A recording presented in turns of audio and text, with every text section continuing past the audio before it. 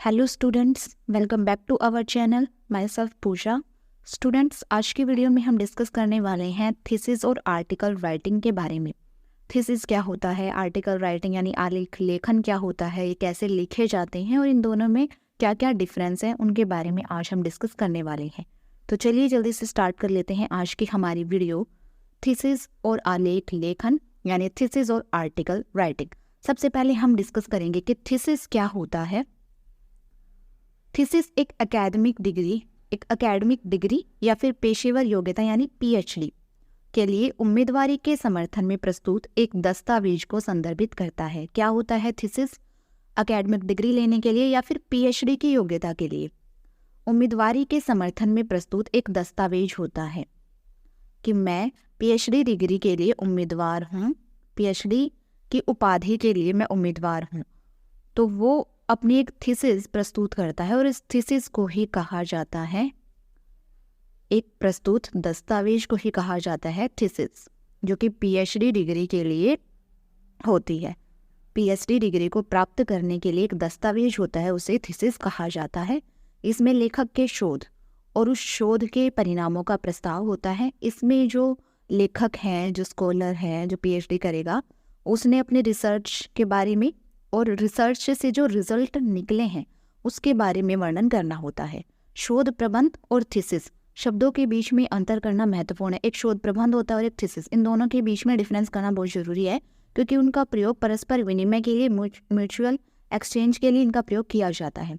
शोध प्रबंध और थीसिस के बीच में प्रमुख अंतर है शोध प्रबंध और थीसिस की लंबाई।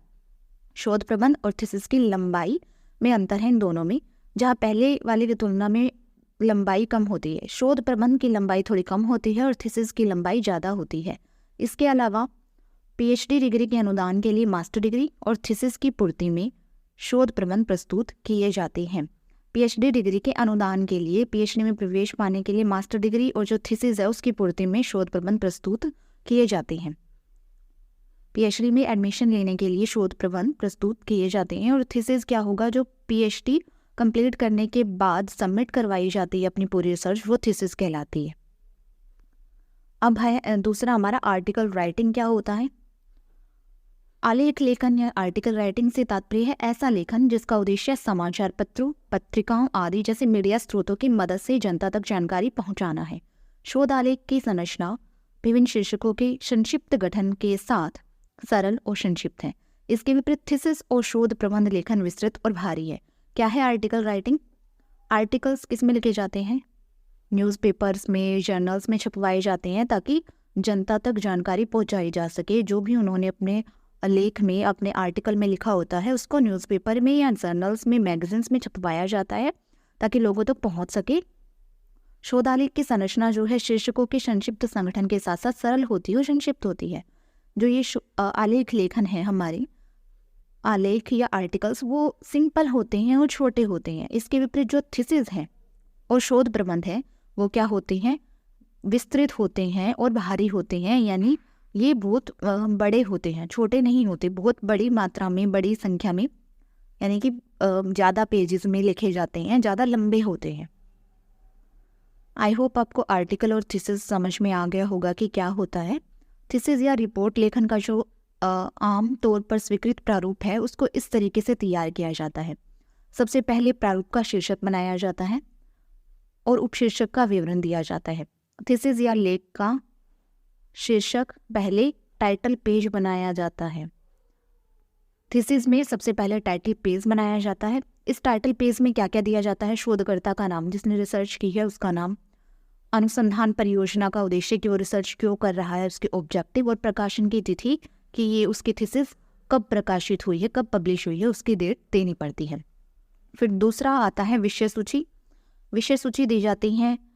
इंडेक्स बनाया जाता है जिसमें कि सब्जेक्ट के लिए एक इंडेक्स बनाया जाता है कि हमने जो रिसर्च की है उसमें क्या क्या विषय हैं। इसमें रिपोर्ट की सामग्री का अध्याय के रूप में उल्लेख किया जाता है। अध्याय बनाए जाते हैं यानी लेसन्स लिखे जाते हैं, लेसन 1, लेसन 2, 3, 4, 5, इस तरह से विषय सूची में ये दिया जाता है। उसके बाद आता है तालिकाओं की सूची। टेबल्स की सूची दी जाती है, तालिकाएं बनाई जाती हैं। सभी तालिकाओं का शीर्षक संख्या शामिल होता है। जितनी भी टेबल्स उसमें बनाई गई हैं उनका शीर्षक दिया जाता है, उनका टाइटल बताया जाता है, उसमें उसकी संख्या दी जाती है। उसके बाद आंकड़ों की एक सूची दी जाती है, डाटा टेबल दी जाती है। इसमें सभी ग्राफ, पाई चार्ट आदि संख्या शामिल होती है। ग्राफ वगैरह, पाई चार्ट वगैरह जो भी बनाए जाते हैं ना, उनकी पृष्ठ संख्या शामिल होती है कि ग्राफ कौन से पेज पर हैं, पाई चार्ट कौन से पेज पर हैं, उनकी संख्या दी जाती है। और ये जो तालिकाओं की सूची है, इसमें टेबल्स जहाँ पर बनाई गई हैं उनका शीर्षक बताया जाता है, उनकी पेज नंबर बताया जाता है कि इस पेज नंबर पर टेबल्स दी गई हैं और ये डाटा दिया गया है। उसके बाद स्वीकृतियाँ आती हैं। स्वीकृतियाँ में शोधकर्ता, संस्थान के प्राचार्य, जिस संस्थान में वो रिसर्च कर रहा है, जिस संस्थान के अंडर में, उसके प्रिंसिपल, प्राचार्य, एचओडी और संकाय के गाइड, यानी जिस क्षेत्र में, जिस विषय में वो कर रहा है उसमें उसकी हेल्प करने वाला जो गाइड है उसका, अनुसंधान गाइड का, जो रिसर्च करने में उसकी मदद कर रहा है उस गाइड का, और अनुसंधान प्रतिभागियों, मित्रों आदि दोनों को स्वीकार कर सकता है। इसमें जो उसके रिसर्च के प्रतिभागी हैं या फिर उसके जो फ्रेंड्स हैं उन सभी को इसमें स्वीकार कर सकता है, उनके नाम देता है। उसके बाद परिचय, इंट्रोडक्शन आता है। इंट्रोडक्शन में इस विषय की लक्ष्य और उद्देश्य बताए जाते हैं कि उसने जो ये रिसर्च की है उसका क्या लक्ष्य है, क्या उद्देश्य है, यानी उसका पूरा इंट्रो दिया जाता है, पूरी रिसर्च का इंट्रोडक्शन दिया जाता है। उसके बाद साहित्य की समीक्षा की जाती है, लिटरेचर ऑफ रिव्यू किया जाता है। इसमें साहित्य समीक्षा से प्राप्त सभी पृष्ठभूमि अनुसंधान शामिल हैं, यानी जिस टॉपिक पर रिसर्चर रिसर्च कर रहा है उस टॉपिक से रिलेटेड पहले जितने भी शोध हो चुके हैं, जितने भी थीसिस है, जितने भी आर्टिकल लिखे जा चुके हैं उनके बारे में रिव्यू देता है। उसके बाद आता है अनुसंधान का डिज़ाइन, रिसर्च का डिज़ाइन बनाता है। कुछ भी काम शुरू करने से पहले उसका डिज़ाइन बनाया जाता है। वैसे रिसर्च शुरू करने से पहले भी डिज़ाइन बनाया जाता है कि रिसर्च कैसे कैसे आगे बढ़ेगी। इसमें अनुसंधान के लिए अपनाए गए सभी व्यवहारिक विवरण शामिल होते हैं, जो भी अपने रिसर्च में अपनाए जाएंगे उन सबको इसमें शामिल किया जाता है।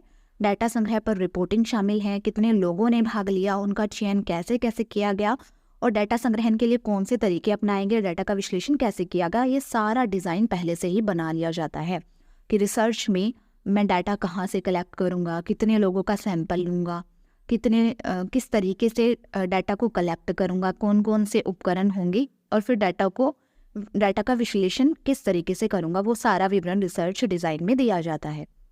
उसके बाद आता है डाटा का विश्लेषण और व्याख्या करना, डाटा का एनालाइज करना और इंटरप्रिटेशन करना। यदि आपने एक बड़े मात्रात्मक सर्वेक्षण किया है, बड़ा मात्रात्मक क्वांटिटेटिव सर्वे किया है, तो इसमें तालिकाएं, ग्राफ, पाई चार्ट, संबंधित आंकड़े शामिल हो सकते हैं। मात्रात्मक में क्या होता है, क्वांटिटी होती है, आंकड़े वगैरह शामिल होते हैं, तो इसमें तालिकाएं बनाई जाएंगी, ग्राफ वगैरह से दर्शाया जाएगा, पाई चार्ट वगैरह बनाए जाएंगे। और यदि आपने गुणात्मक शोध किया है तो यह खंड वर्णात्मक गद्य हो सकता है।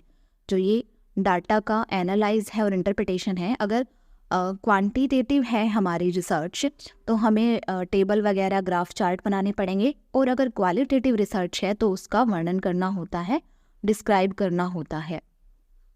उसके बाद नेक्स्ट स्टेप आता है सार और निष्कर्ष, एब्स्ट्रैक्ट और कंक्लूजन।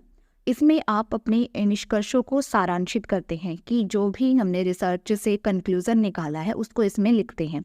शायद अन्य शोध या साहित्य के संबंध में जो भी हमने रिसर्च की है, जो कंक्लूजन हमारा निकला है, उसको हमें इसमें दिखाना होता है, इसमें वर्णन करना होता है।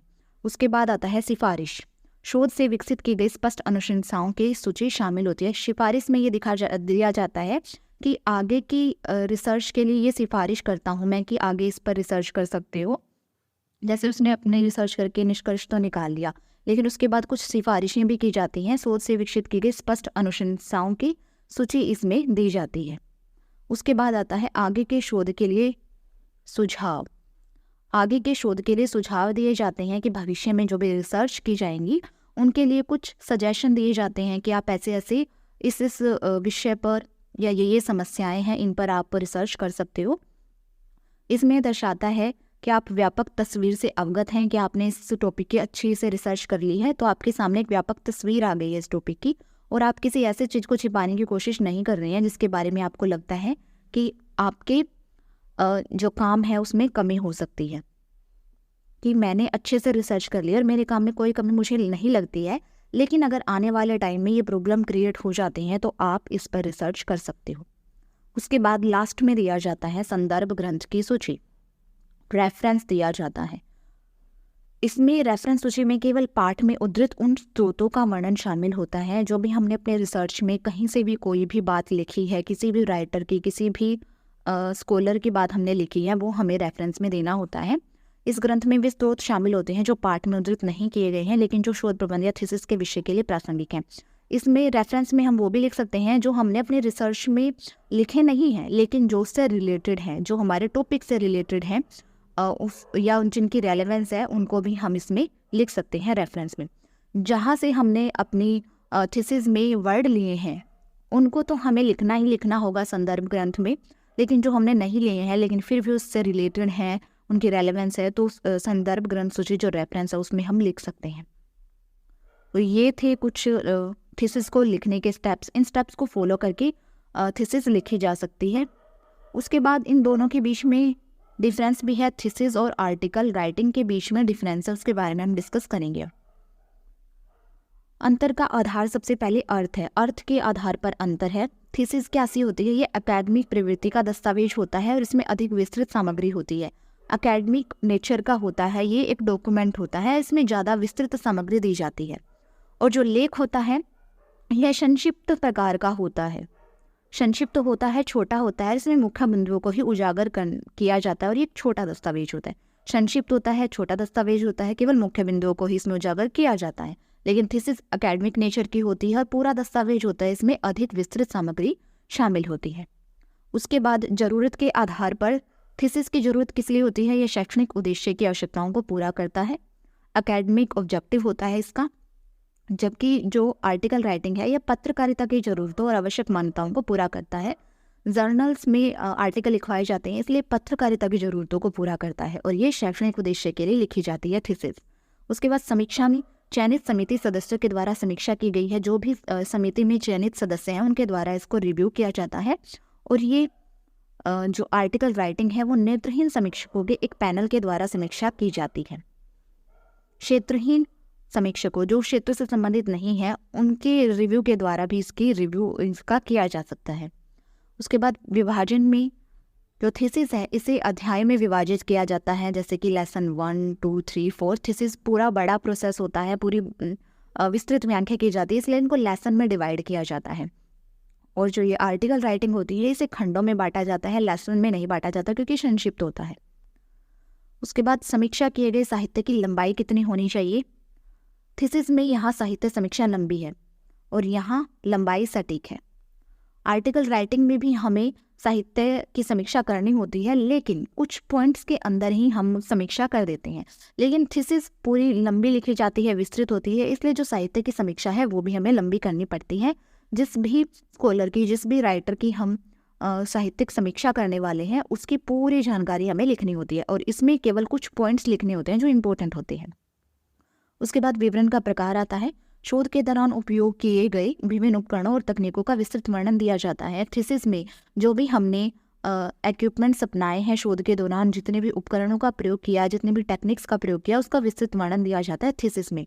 लेकिन आर्टिकल राइटिंग में केवल आवश्यक और संक्षिप्त उपकरणों का ही उपयोग किया जाता है, जो जरूरी है केवल उनका ही उपयोग किया जाता है आर्टिकल राइटिंग में। उसके बाद निष्कर्षों की प्रस्तुति में थीसिस में सारे निष्कर्ष प्रस्तुत किए जाते हैं, जो भी उसने कंक्लूजन निकाला है वो सारे के सारे इसमें प्रस्तुत किए जाते हैं। लेकिन आर्टिकल राइटिंग में केवल चयनित निष्कर्ष ही प्रस्तुत किए जाते हैं, केवल कुछ चुने हुए कंक्लूजन ही प्रस्तुत किए जाते हैं। तो ये था इन दोनों के बीच में कुछ डिफरेंस। इसलिए जो थीसिस है और आर्टिकल राइटिंग है वो अनुसंधान क्षेत्र के महत्वपूर्ण पहलू हैं। इन्हें प्रभावी तरीके से तैयार करने के लिए शोधकर्ता को कुछ बातें समझने की ज़रूरत होती है। ये युक्तियाँ हैं जिन्हें थीसिस और लेख लिखते समय, थीसिस लिखते समय, आर्टिकल लिखते समय ध्यान में रखना चाहिए। सबसे पहली बात ये ध्यान में रखनी चाहिए कि जितना संभव हो सके विषय से जुड़े रहें। जिस विषय पर आप थीसिस लिख रहे हैं या आर्टिकल राइटिंग लिख रहे हैं तो विषय से जुड़े रहना चाहिए, विषय से भटकना नहीं चाहिए। जल्दी लिखना शुरू करें और समय सीमा आने का इंतज़ार ना करें। जो हमने टाइम लिमिट फिक्स की थी उसका वेट ना करें, बल्कि जितना जल्दी हो सके उतना जल्दी लिखना शुरू करें और टाइम से पहले ही कंप्लीट करने का प्रयास करें। संपूर्णता को अंतिम रूप देने से पहले मोटे तौर पर ड्राफ्ट तैयार कर ली। जब भी हम रिसर्च शुरू करें तो उससे पहले हमें ड्राफ्ट बना लेना चाहिए कि हम ऐसे ऐसे ये करेंगे। उसके बाद तार्किक वाक्यों का प्रयोग ना करें, तार्किक वाक्यों का प्रयोग करें और प्रवाहित करें। जो भी तार्किक वाक्य हैं, रीजनल जो स्टेटमेंट हैं, उनका हमें प्रयोग करना चाहिए। जिनके पीछे तर्क हो, जिनके पीछे फैक्ट हो, उन्हीं वाक्यों का प्रयोग करना चाहिए। तो आज की क्लास में इतना ही। मिलते हैं नेक्स्ट वीडियो में एक नए टॉपिक के साथ। मेक श्योर आपको ये टॉपिक अच्छे से समझ में आ गया होगा कि थीसिस और आर्टिकल राइटिंग क्या होता है, कैसे लिखे जाते हैं, इन दोनों के बीच में डिफरेंस क्या होता है। आई होप आप इस चैनल को भी सब्सक्राइब कर लेंगे और साथ ही साथ बेल आइकन को भी प्रेस कर लें ताकि अपकमिंग वीडियोस का नोटिफिकेशन आपको मिलता रहे। Thank you so much.